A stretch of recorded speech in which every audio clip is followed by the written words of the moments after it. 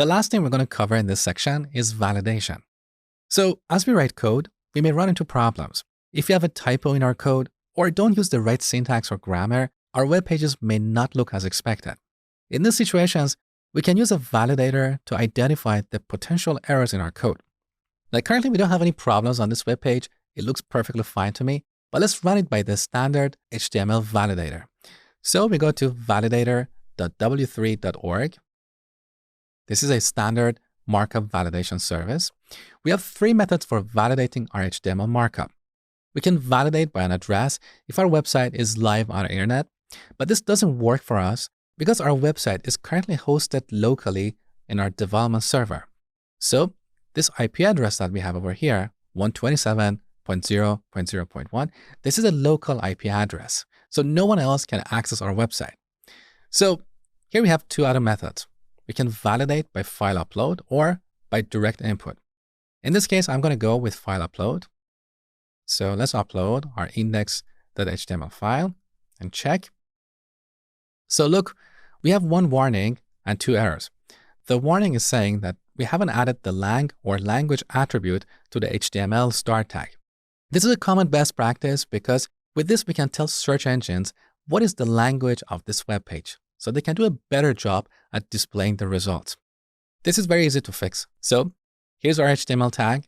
We're going to add the lang attribute and set it to EN, which is short for English. Now, what is next?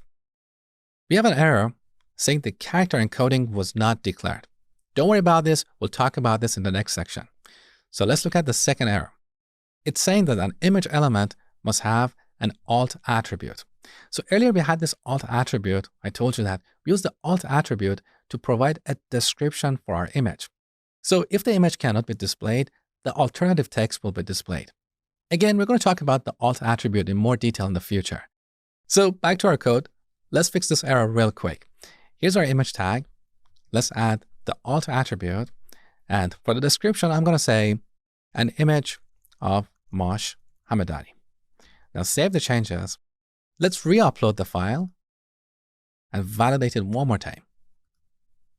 Okay, this time we have only a single error, and that has to do with character encoding, which we're going to talk about in the next section. So this is all about HTML validation. Now for CSS, we have a different validator. So we go to jigsaw.w3.org/CSS-validator. Now you don't have to memorize this address. Simply go to Google and search for CSS validator. Here's the first link. So we have the same interface. We can validate our CSS code using an address or by file upload or direct input. Now in this case, we have embedded all of our CSS code inside our HTML markup. But as our web pages get more complex, we want to separate our CSS code into separate files so our code is better organized.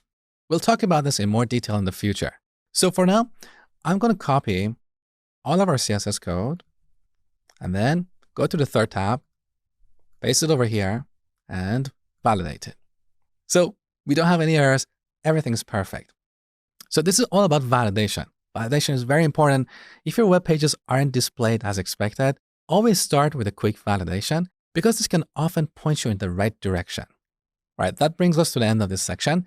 In the next section, we're going to explore HTML in more detail.